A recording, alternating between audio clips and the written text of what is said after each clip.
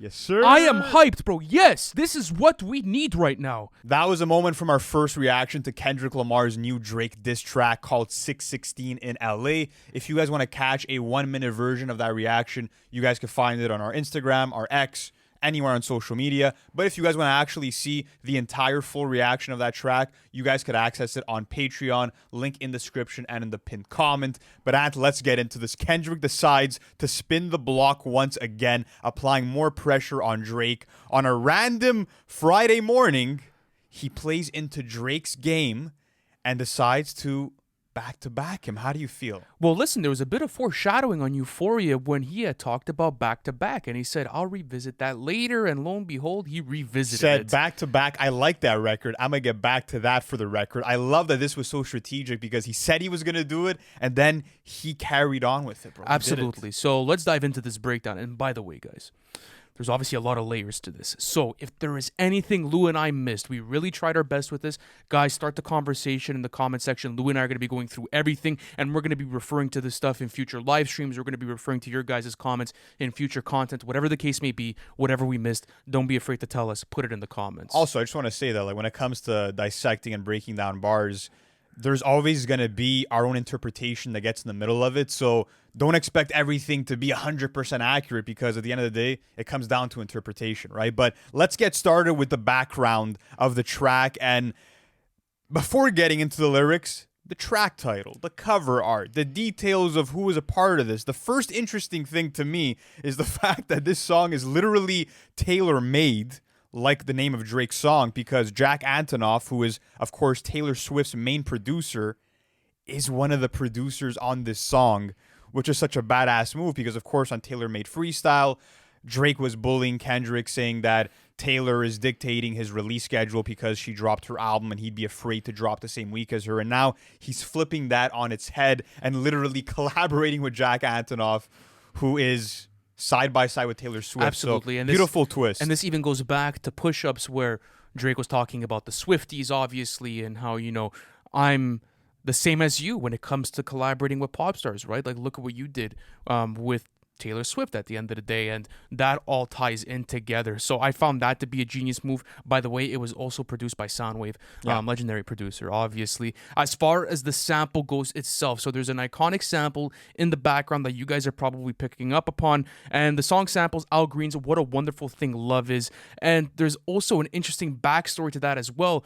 Drake's uncle was actually Al Green's guitarist. So there's so many different... His name is Teeny Hodges, if you guys want to look into it. And he was his go-to guitarist, which, again, man, it's another way to sort of dig at Drake in a way, you know what I mean?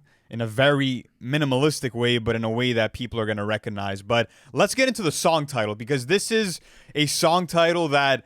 We thought Euphoria had a lot of meanings. This song title maybe has 100 different fucking meanings. Like, this was so There's new theories popping up on the timeline as we speak. But these were the 6 concrete ones that Lou and I picked up on. If you guys have any theories more to further prove this, drop it in the comment section. But the first one, 6/16, June 16th, is actually Tupac's birthday. So that one was quite obvious. Fans picked up on that right away. Then after that, there was the Father's Day for 2024.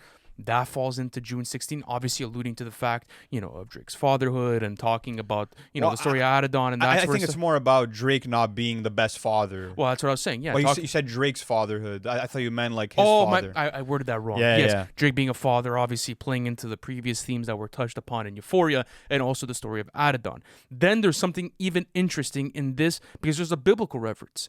In Revelation 6:16, this is kind of the interpretation used by BibleRef.com. This verse shows us how dreadful the situation looks to those who experience the Lamb's judgment. And obviously, if you guys have been paying attention to Kendrick Lamar's, llama sort of persona, and him talking about him kind of being Jesus Christ in a lot of different situations, him wearing the diamond-encrusted crown, he's talking about Drake kind of like having to go through his own judgment and how brutal this is going to be for him in this process. That one might be a bit of a reach, to be honest. I don't know how concrete that one sounds, but some other ones include Euphoria. The show itself premiered on June 16th. 2019. Again, is that a reach? Is it not? I don't know, but it applies to the song title here. And then the other one that I found was very interesting when you tie it into the actual cover art of this track is the fact that June 16th was the date of Nicole Simpson's funeral. And of course, on the cover art, you have the one glove, the Maybach glove. And automatically, we think back to the OJ glove. What's interesting, too, about that cover art is that it's only one glove, maybe referring to Michael Jackson as well, who was iconically always known for rocking just the one glove. That's interesting as well. But to go even further into this, there's a theory with this. Absolutely. To go even further into this theory, if you guys are familiar with the O.J. Simpson trial, he was on trial for murder, and there was a bunch of different things. I don't want to get into that, but what's interesting is that he was accused of killing his wife. Absolutely. Essentially, yeah. But Nicole Simpson's, case was actually submitted on June 16th. And that was the day of her funeral as well. So there's kind of like an interconnecting sort of like Easter egg within the title and the cover itself. And that's another speculative piece online. And there's another crazy theory, which I'm not sure if I buy it, but some people are saying it applies here. People are saying that this is Kendrick's way of saying that he is killing a white woman, the same way that OJ did, in the sense that when you look back to Euphoria, Kendrick alluded to Drake being a woman the same way that he said on the line, when I see sexy red, I see two bad bitches. So people are saying that this is Kendrick's way of saying that he's killing off Drake in this battle.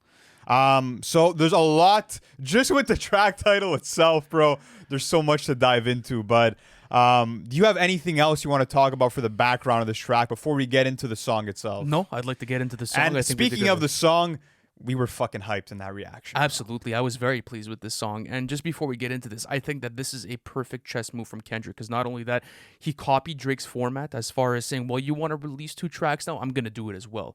And I'm going to get into this, and I'm going to show you that I could apply pressure too, and that I'm going to be able to put you on the burner, and I want to see what your next move is. I think what's also genius about this chess move is that the same way that Drake was playing psychological warfare with Kendrick in order to get him to drop the track, Kendrick is taking that approach of psychological warfare, but raising the stakes in the sense of he's now planting a seed of doubt in Drake's mind, saying, there might be a leak in your camp. Your record push-ups, it was leaked. You have people around you that are maybe speaking to me, like he's hinting that there might be a reason for Drake to question everyone around him. And I think that's a genius way to approach the situation. So shout out to Kendrick, because even as a song, like I was picking up on like just that classic West Coast production, the Duckworth sort of rhyme style and cadences. I think as a song, this is more focused and more sharp than Euphoria. I think obviously Euphoria, in terms of how hard hitting it was and how many shots he was ringing and off. How like the shock value of Euphoria, it's definitely what carried it. But I feel like as a calculated chess move, as something that's so concrete and that's so well centered and aimed at Drake, genius. Like now there is a big uphill battle for Drake to have to climb. The same way that Drake on Push Up said, just to have this talk with your ass, I had to hike down. I think now Drake is going to have to hike up Mount Everest to have a chance to combat Kendrick, bro. I think it's crazy how the tables have turned, but let's get into the bar breakdown, starting off with the beginning where there's so many layered meanings. So Kendrick starts off by rapping Off-White Sunseeker at the Marina. We could stop right there because there's a lot to dissect within that. So Off-White is obviously a shade of white, playing into Drake being biracial because right, he's not fully white. That's been, off-white, and that's right? been a motif within the entire battle. Absolutely. As that goes. Off-White Sunseeker. So someone that's seeking sun is someone that you could say is seeking to get darker complexion-wise, which, of course, is another motif within the battle itself. Now, the other thing that you could look at when you see Sunseeker is actually the yacht brand, Sunseeker, and it's the most luxurious yacht that you could possibly purchase. What's interesting about that is that once you start going into the next one... There's still stuff on Sunseeker. For example, SON, Sunseeker. Oh, I see. There's another one there. Little homophone right there. Also, what's interesting, too, is that... Kendrick could be comparing Drake to Icarus, who's a character in Greek mythology. And in the stories of Greek mythology, Icarus flew too close to the sun And by effect of that, his wings actually were taken away and he fell back down to earth. So maybe this is Kendrick's way of saying, I will humble you the same way that Icarus was humbled. Again, that's an interpretation that's on Genius. Who knows if that's really what he meant, but Yeah, let's keep going on with this now. So this is where the Sunseeker thing gets very interesting because he says, fuck a phantom. I like to buy yachts when I get the fever. So fuck a phantom is interesting because there's different ways to interpret this. Back in 2022, Drake revealed a story about how when he was younger and before he had rose to fame or he had gotten all of his money, he used to rent a Rolls Royce Phantom for close to $5,000 a month. And then eventually he purchased that Phantom and he kind of used it as like a trophy and as a sort of thing, well, I did my victory lap, I got here. Kendrick saying, fuck that Phantom, I like my yachts. But not only that, but also saying that fuck your ghostwriters, and fuck whatever else that you have going on as far as phantom writers in back of you, which is really cool. What's also cool about this line as well is that I get the fever. The Fever is another luxurious boating brand that also plays into the whole yacht motive. So I really like this double line. And it's here. a double entendre of like when he gets hot, when his temperature rises, when it's hot outside, let's say, instead of seeking sun or whatever the case may be, he'll chill out on the yacht. And that's so sick the way that he started off this verse, right? Because again, this song only has one verse in it, but he's already coming on that time. There's already so much to digest, and you're not even like 20 seconds into the song, which is absolutely badass when you look at it. That's what's funny is that like on first listen, maybe you're just thinking, okay, like Kendrick's kicking like some luxury rap bars right now, but no, bro, like there's fucking 8 meanings in the span of 2 lines. And you mentioned the ghostwriter thing with a Phantom, right? Absolutely, but there was also another fan theory with Off-White, right? Drake has always endorsed how much he loves Virgil Abloh and how much of a close relationship they had, and that could also be seen as like, well, maybe you were using that to be able to continue, falsifying yourself and to continue getting closer to the culture. That was another fan theory online. So these are like some of the most layered lines on the song, actually, if you're being completely honest. Yeah, and when I look at it. Interestingly enough, Drake also mentions parking his Phantom on the curb on that song Red Button. So interesting. Next up, we have Trifecta, Money, Morals, and Culture. That's My Leisure. Kendrick has brought this into every single song, just talking about the money, the power, respect, the things that he values more than anything else, more so being the respect over the money and whatever else. So it's cool to see him, again, complete the trifecta within 3 songs of him mentioning that. My Visa passport tatted, I show up in Ibiza. Lucalis dwellings in Brooklyn just to book me some pizza. Anything there? I don't really... Well, what's interesting is that Drake was actually on vacation in Ibiza not too long ago. And he had taken that entire trip with his friends, and I'm not sure if he had seen that whole social media thing, so maybe that's playing into that. And he was also spotted eating at that restaurant, Lucalis. Absolutely. But it's also playing into the fact that I believe it was on Taylor Made, Drake was talking about Kendrick Lamar being scared in his New York apartment. And he's saying, all of those lyrics for what? I was just at Lucalis eating pizza. And, there's really nothing and no merit within those bars itself. So that's some more cool, like, background and defense, at least going back to some previous Drake tracks. But let's keep going on with this. Who could really reach us? Only God could teleport this type of freedom. So Kendrick Lamar is saying that at the end of the day, the only one that's going to be able to scare me is God himself. And he's the only one that I bow down to.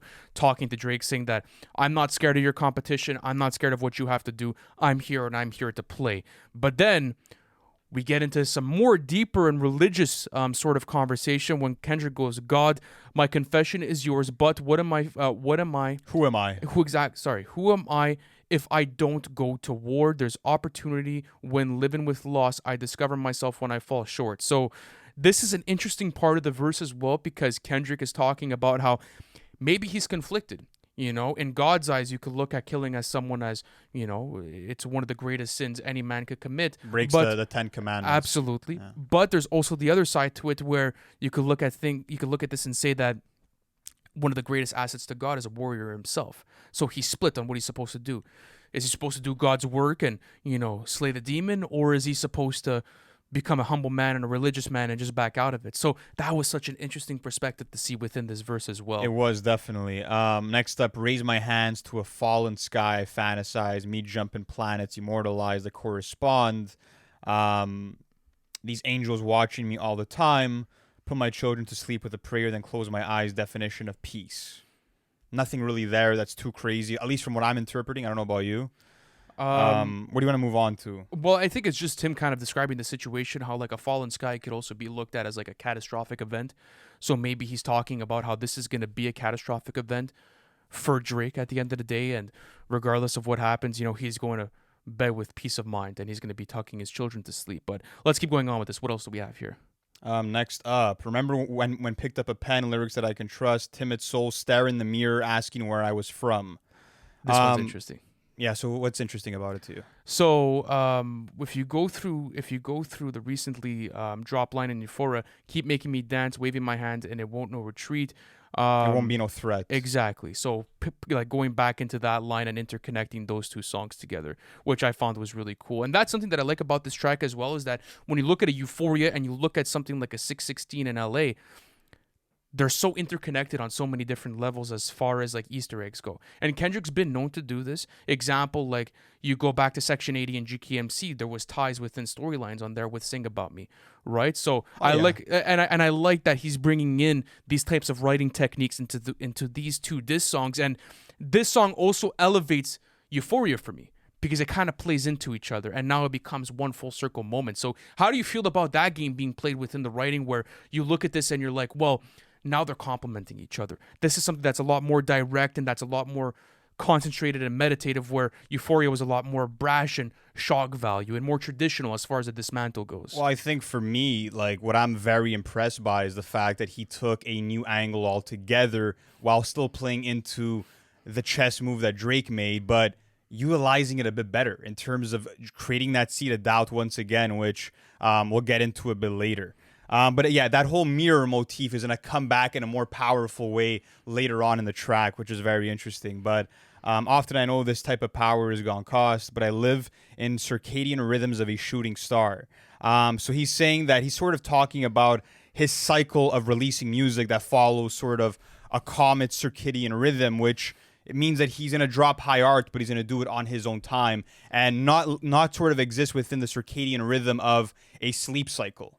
Which is sort of every day, right? Absolutely. And also, again, painting the contrast of him and Drake, saying that it's okay if you want to drop every year and you want to drop and keep your fans hungry. At the end of the day, I move on my own time with my own art, and I'm going to constantly drop quality regardless of the situation. Yeah, but I saw in Genius, Halley's comet only passes by the Earth every 75 years, so...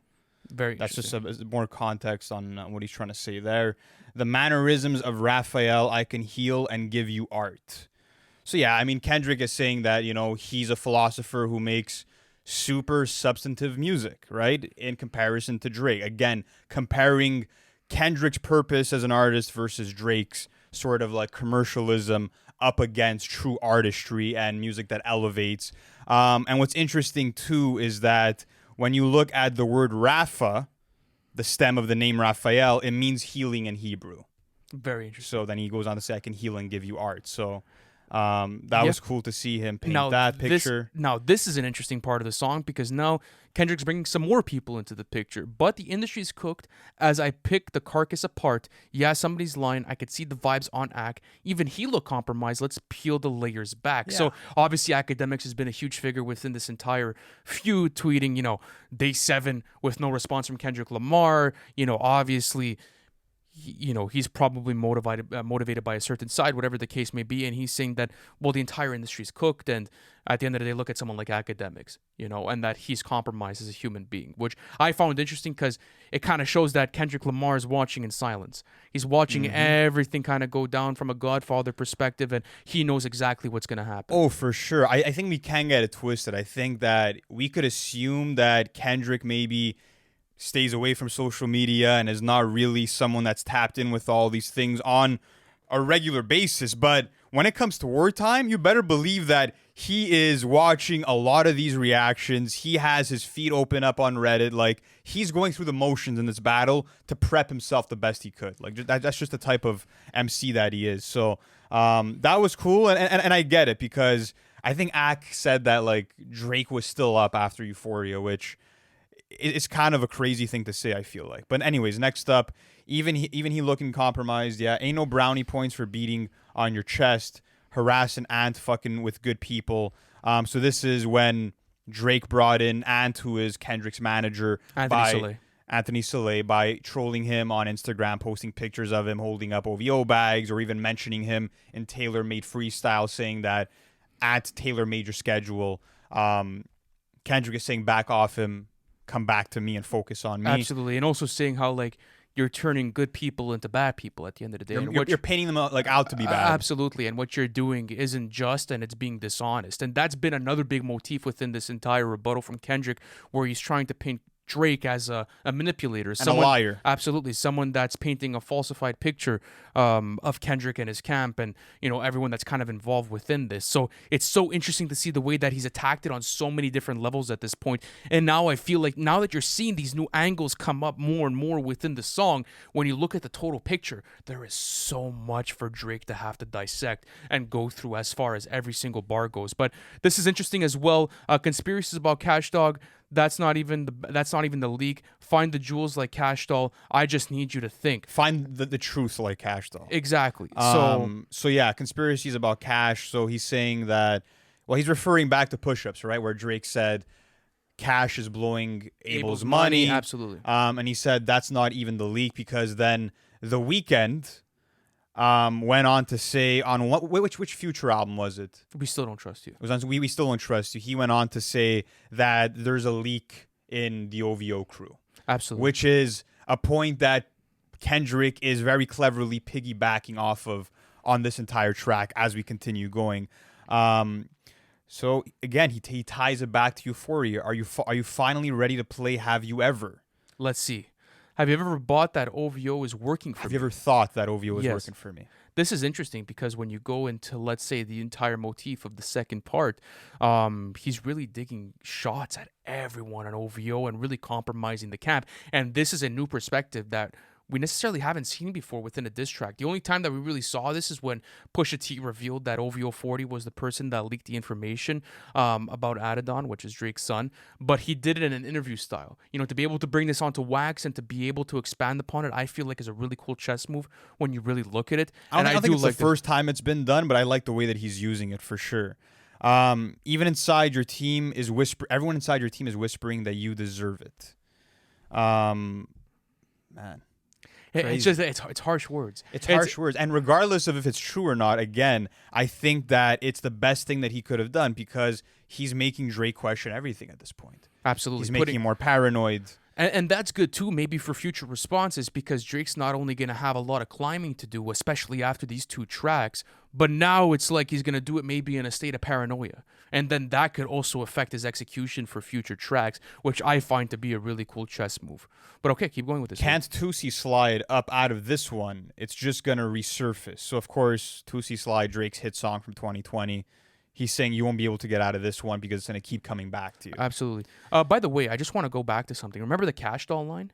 Yeah. Apparently, there was a whole Vlad TV interview where Cash Doll had admitted that her and her boyfriend had broken up because of Drake.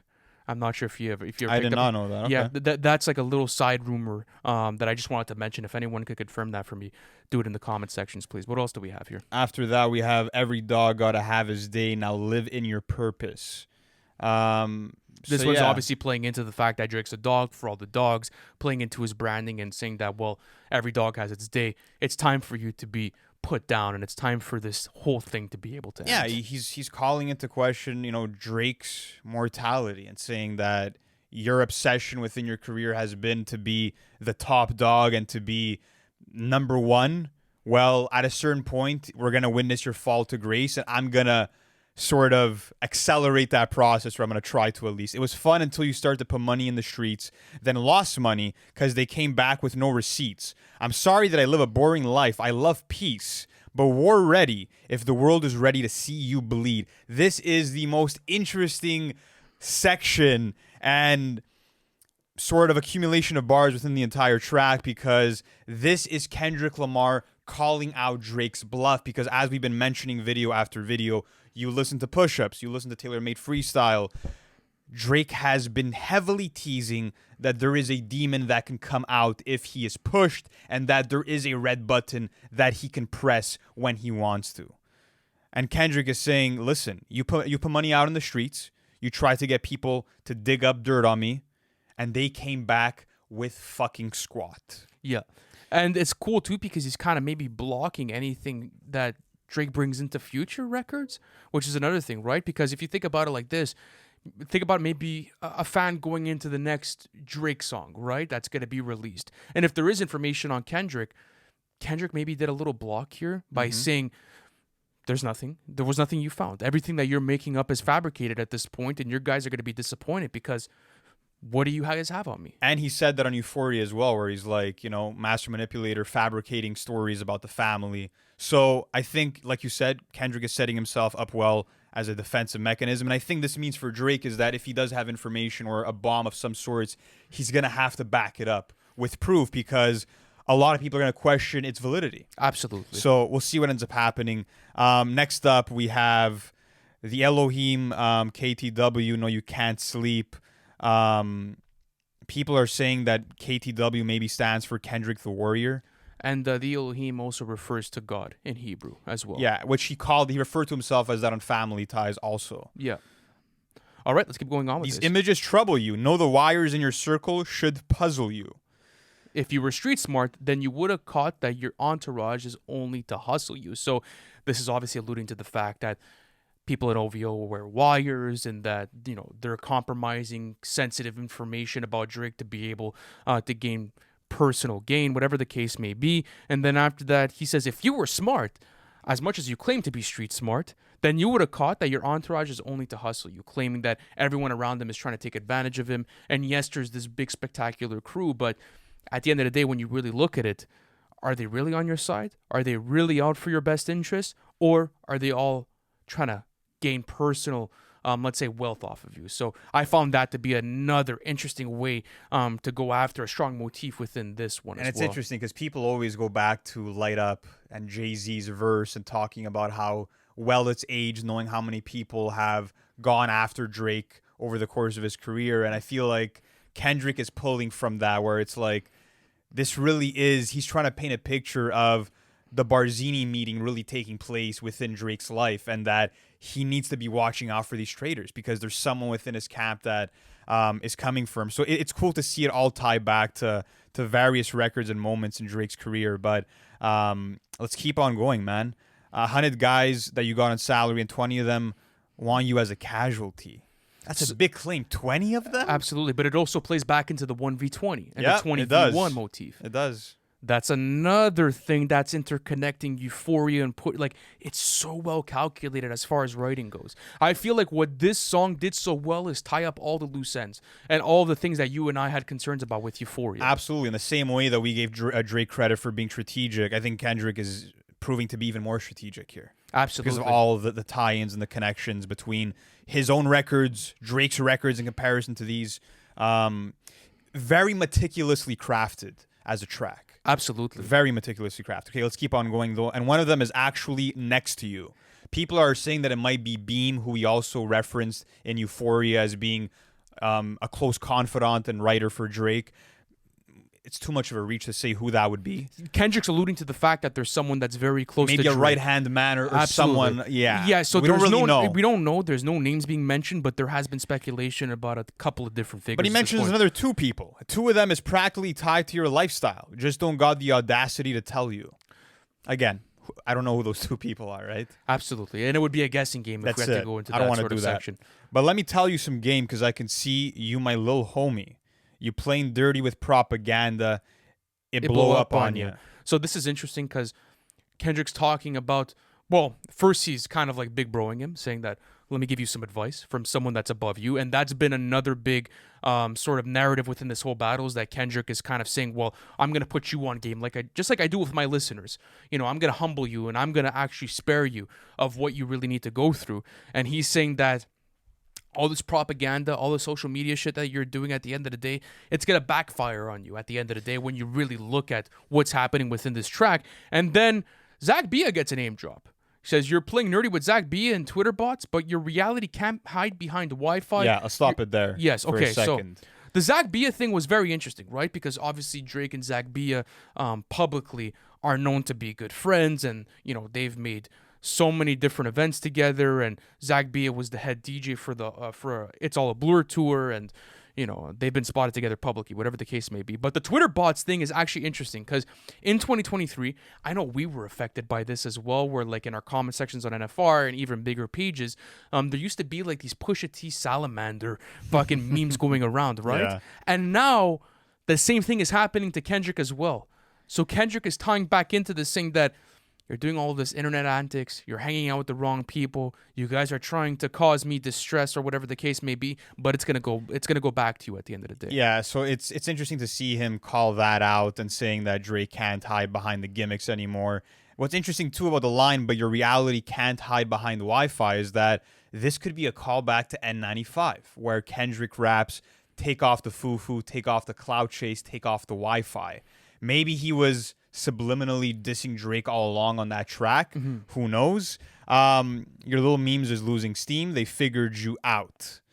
And now the last bar is one of the most interesting and one of the most layered of the entire track. The forced opinion is not convincing. Y'all need a new route. But this one, it's time you look around on who's around you before you figure out that you're not alone. Ask what Mike would do. Boom. So, a lot of different things go into this. A lot. Obviously. So, where do you want to start? Do you want to start with the song titles? You want to start with Michael Jackson's fate? Like, start off with the song title first. All right, so, there is a song that is titled "You Are Not Alone" by Michael Jackson.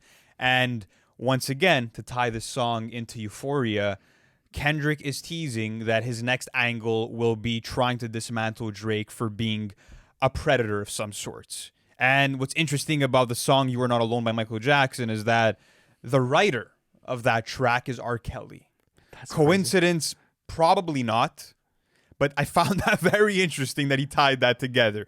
What's also interesting about Ask What Mike Would Do is that he's talking about how after investigating Michael Jackson's death, LA County ruled it as a homicide because they found a lethal mix of drugs in his system. And his doctor, Conrad Murray, his personal doctor, was found guilty of involuntary manslaughter.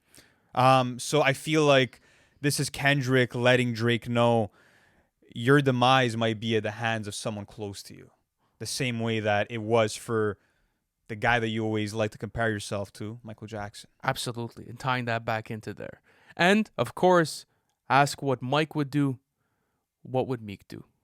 Going back to obviously. Also, what would Jesus do? That's something that we always talk about, right? And in Christian faith, people talk about that all the time. What would Jesus do? So there's so many different layers to the writing, and it was just so meticulously put together in such a great fucking track. So now that you've gone through all of it, right? And we tried our best. We tried to go through the entire writing. If we obviously missed anything, please, guys, let us know in the comment section. I'm sure we did. Absolutely. There's so much I want to see your theories. I want to see what you guys have to say about this.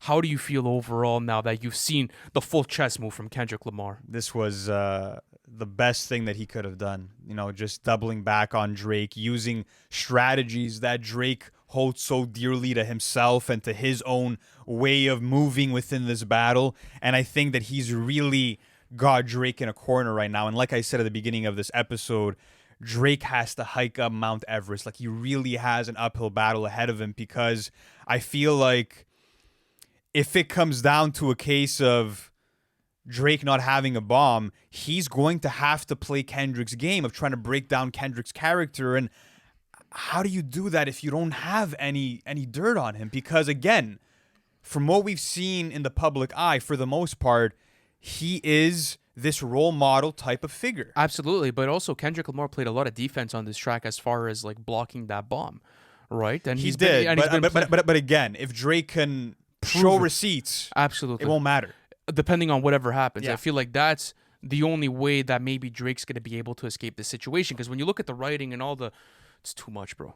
It's too much to handle as far as like a pure hip-hop He's sample. suffocating him. Absolutely. He's suffocating him with the writing. There's too many angles to be able to attack. Even at that, Drake's probably going to have to take 10 minutes just to address everything that was said on Euphoria and both on this. And he's going to have to go into all of the meanings. He's going to have to go through all of the writing like we just did, and maybe even release a video of him talking about it. I don't think that's going to happen, obviously, but what I'm trying to say is that I don't think that's a smart chess move. You know, that's not the move that Drake needs to do right now.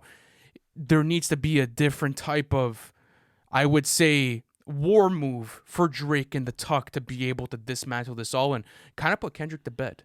That's the only way that he comes out of this, in my opinion. It's going to be really interesting to see what Drake's tactic is going to be here, because I don't think he's going to let this down. I don't think that Kendrick has brought out the haymaker yet. What's interesting is that I don't think that this, once again, is enough to finish him off. I think that, again, you can call this a check move. Like, he has him right where he wants him, but this is not the final blow yet. And I think that's what's very interesting about this battle, is the fact that it's still kind of up for grabs, For right? sure. Well, Kendrick also said in these two songs that this is not all that I have.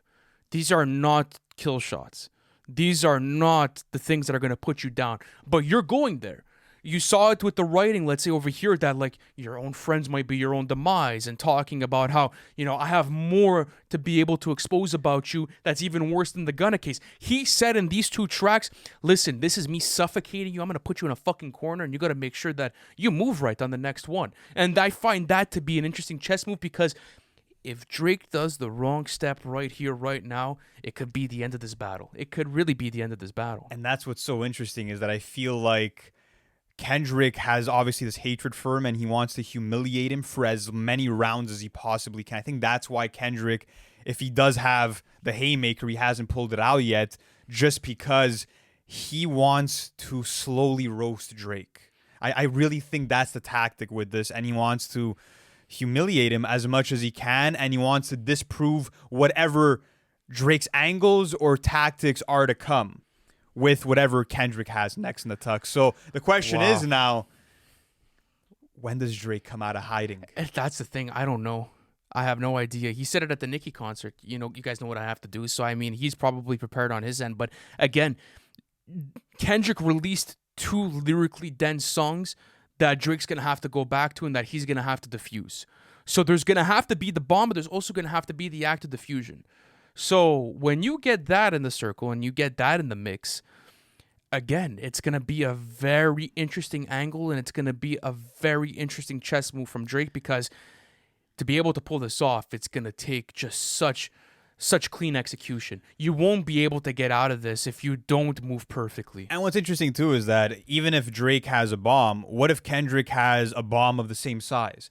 That would then mean that, let's say they both sort of self-destruct in a sense because they both get shit exposed about them. Is Drake going to be able to lyrically combat Kendrick Lamar in the setting? I don't think so. I don't think so either. And I don't think that's to his advantage, right? And that was never his chess play at the beginning of this. He was even calling out, Kendrick's pen and saying that how, you're going to have to put all kinds of entendres in your music just to be able to sway the public opinion. So he knows that. That was already in the back of his mind before getting into this.